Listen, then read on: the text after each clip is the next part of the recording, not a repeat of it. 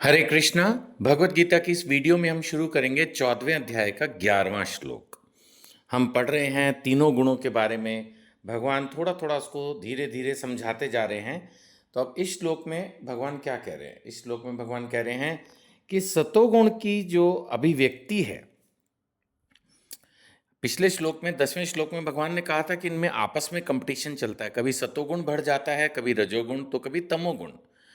तो कब आदमी मेनली मुख्यतः सतोगुणी होता है, यानी जिसमें बस सतोगुण ज्यादा है, थोड़ा थोड़ा रजो और तमो तो मुझे लगता है जब तक कोई व्यक्ति धरती पे है थोड़ा थोड़ा रजो और तमो तो उसमें रहेगा ही रहेगा। पूर्णतः शुद्ध होना तो बहुत मुश्किल लगता है मुझे। लेकिन एक मुख्य बात समझें कि सतोगुणी व्यक्ति कैसा, तो उसके बारे में भगवान कह रहे हैं कि सत्वगुण की अभिव्यक्ति को तभी अनुभव किया जा सकता है जब शरीर के सारे द्वार ज्ञान के प्रकाश से प्रकाशित होते हैं। अब भगवान ने एक तरह से ज्ञान के सारे द्वार कहकर यह कह दिया कि जब कोई पूरी तरह से 24 घंटे एक तरह से वो एक सतोगुणी व्यक्ति है। ये नहीं कि दिन में तो जब पब्लिक में जा रहे हैं तब तो बड़े ही प्यार से ध्यान से सबसे बात कर रहे हैं और घर आके चीख रहे हैं, चिल्ला रहे हैं, या उल्टा मान लेते हैं घर में बीवी के डर से बहुत शांति से व्यवहार कर रहे हैं लेकिन बाहर जाके चीख रहे हैं, चिल्ला रहे हैं। वो नहीं। यहां भगवान कहना चाह रहे हैं शरीर के 9 द्वार, जब कह दिए सारे द्वार तो एक तरह से ये इंडिकेट करने की कोशिश की इज टोटली अ सतोगुणी व्यक्ति, पूरी तरह से वो सतोगुणी बन गया। आप जानते हैं शरीर के 9 द्वार हैं, तो भगवान कह रहे हैं 9 के 9 द्वारों से वो सतोगुणी है। मतलब मुंह से भी मीठा बोलता है, आंखों से भी अच्छा देखता है, कानों में भी जो है वो उसने अच्छा अपना सुनने का सिस्टम बनाया हुआ है, फालतू की बातें नहीं सुनता। और मतलब कुल मिला के वो हर तरह से है ना। अब जो है उसका जो पूरा जीवन है वो सतोगुणी है, आहार विचार व्यवहार। तो ये है एक पूर्णतः सतोगुणी व्यक्ति जो दिन के हर समय और उसकी हर इंद्री जो है वो सतोगुणी व्यवहार कर रही है। आगे चलते हैं हम, तो 12वें श्लोक पर पहुंच रहे हैं। इसमें अब भगवान जो है वो रजोगुण के बारे में समझा रहे हैं। रजोगुण के अंदर क्या होता है? भगवान कह रहे हैं हे भरतवंशियों में प्रमुख, जब रजोगुण में वृद्धि हो जाती है तो क्या होता है? अत्यधिक आसक्ति, जिसमें भी अटैचमेंट है, जिसमें भी, किसी स्त्री में, किसी पोजीशन में कि मुझे ये मिनिस्टर बनना है, अत्यधिक आसक्ति। मैं ये नहीं कह रहा हर समय ये पाप हो सकता है कोई खिलाड़ी हो वो सोचे मुझे इंडियन टीम में हासिल होना ही होना है, लेकिन फिर भी ये रजोगुणी है। जो बहुत मेहनती होगा वो क्या सोचेगा, मैं इंडियन टीम में जाने के लिए बेस्ट एफर्ट करूं, चला गया तो ठीक, नहीं तो कोई बात नहीं।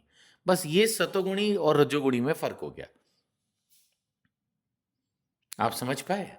यानी कि जो आसक्ति एक कोई बहुत अच्छा शब्द नहीं है, आप समझिएगा। जो हिंदी के ज़्यादा जानकार हैं वैसे वो ज़्यादा बताएंगे, मुझे इतना नॉलेज नहीं। अगर प्रभु में आसक्ति है फिर तो आध्यात्मिक है, प्रचार में आसक्ति है तो आध्यात्मिक है। लेकिन इस भौतिक जगत की किसी भी पोजीशन, किसी भी व्यक्ति, किसी भी वस्तु से अगर अटैचमेंट है तो वो आसक्ति है, ये घेरे रखेगी। और कुछ इसमें बुराई हो ना हो ये भक्ति के अगेंस्ट जाएगी, भक्ति पर आपको फोकस नहीं करने देगी।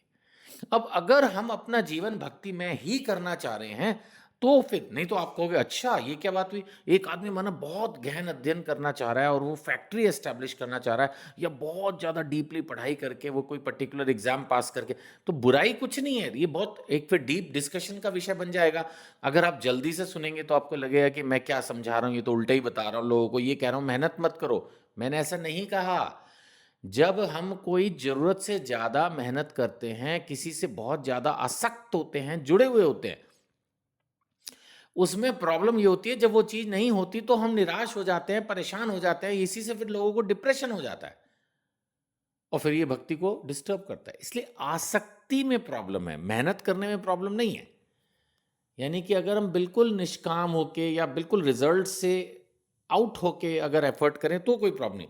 लेकिन अत्यधिक आसक्ति भगवान कह रहे हैं ये उनमें प्रकट हो जाती है। सकाम कर्म, गहन उद्यम, गहन उद्यम भी वही है जो मैं भी बोल रहा हूं, बहुत ज्यादा मेहनत करने की कोशिश करना, और अनियंत्रित इच्छा। अनियंत्रित इच्छा, ये सबसे ज़्यादा कामेच्छा के लिए यूज़ होता है। रजोगुणी व्यक्तियों में कामेच्छा बहुत ज़्यादा हाई होती है, हर वक्त स्त्री संग चाहिए।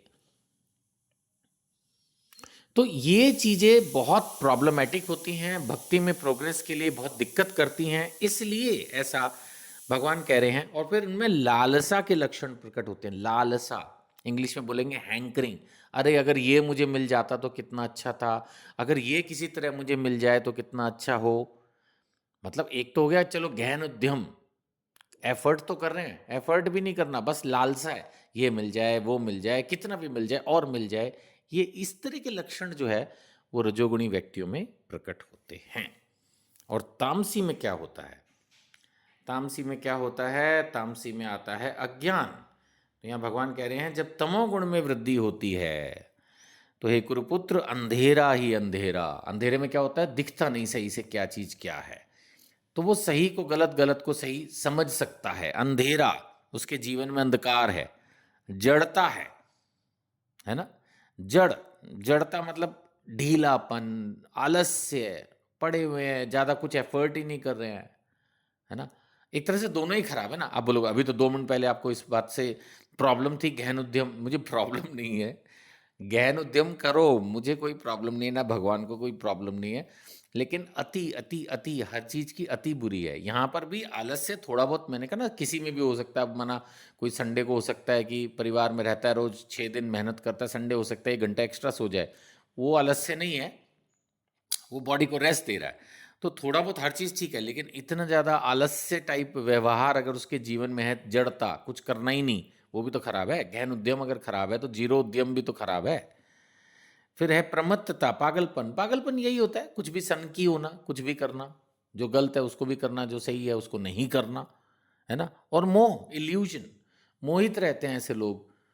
मोहित का मतलब फिर अगेन घूम फिर के वही, तो यानी कि सही को गलत, गलत को सही समझना, जो मन में आए वो करना, किसी की ना सुनना, शास्त्र ना पढ़ना, है ना, कोई जप नहीं करना, कोई दान नहीं करना, कोई व्रत नहीं करना, कोई धाम यात्रा नहीं करना, बिल्कुल मतलब अपने मन से जो समझ में आए, मनोधर्म।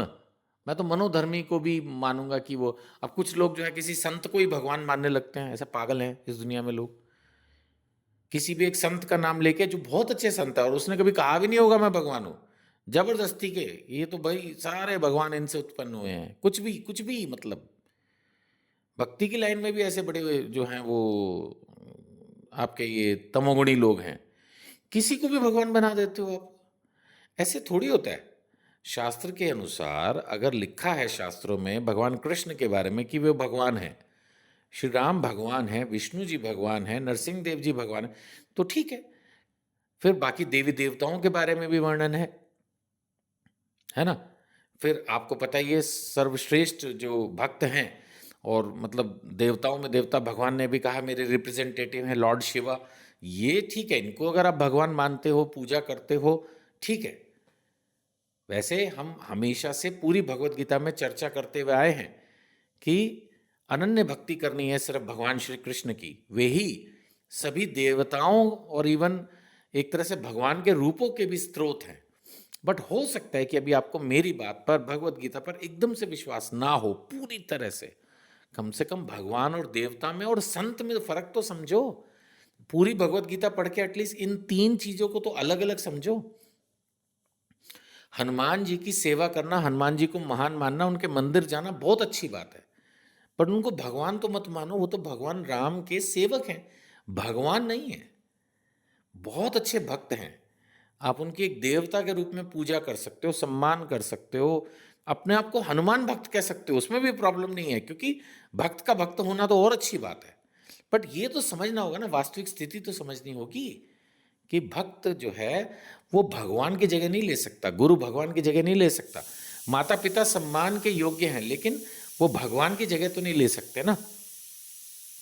तो ये एक पॉइंट जो है बहुत इंपॉर्टेंट है, जिसको हमें समझना है। तो ऐसे जो लोग हैं, ये भी मैं तो बोलूँगा तमोगुणी की श्रेणी में ही चले गए, जिनको नहीं है समझ, शास्त्र के अनुसार नहीं चलना चाहते वो, और अपनी मर्जी से कुछ भी बोलना करना और बस बहस भी करना, तो वो भी तमोगुणी ही है। ठीक है जी, हरे कृष्णा।